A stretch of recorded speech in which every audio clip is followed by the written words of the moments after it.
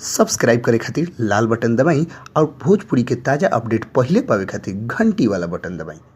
छपरा जिला भोजपुरी पर लोग के बहुत बहुत स्वागत बा। जी हाँ, एगो भोजपुरी इंडस्ट्री से बहुत ही बड़ा खबर निकल के सामने आ रहा बा। वो लोग के बता दी तो खेसारी लाल बिहार के मंत्री बने जा रहा बड़े। उनका ये ऑफर आइल बा 2020 में खेसारी लाल बिहार के कला एवं संस्कृति मंत्री बने जा रहा बा। ये बात फाइनल हो गई बा।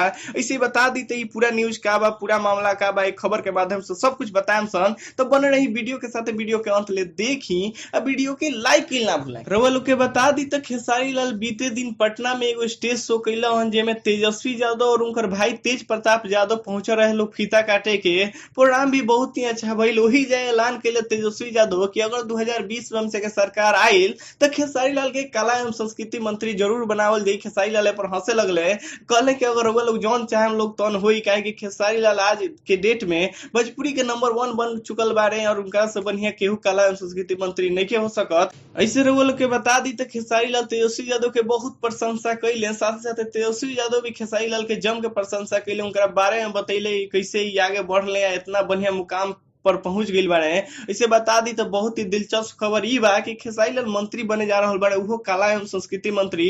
अपने आप में बहुत बड़ा खबर बा, काहे कि कोनो भी कलाकार मंत्री बनेला तो ओकरा पर बहुत सारा जिम्मेदारी रहेला। इसे बता दी तो खेसारी लाल के ऑफर आइल बाटे। अभी कितना स्वीकार करत तारे कि नहीं करत, ई आए वाला समय बताई। 2020 में अगर आई सरकार आरजेडी के तो जरूर खेसारी लाल कला एवं संस्कृति मनिहन ऐलान भइल बा मंच के माध्यम से।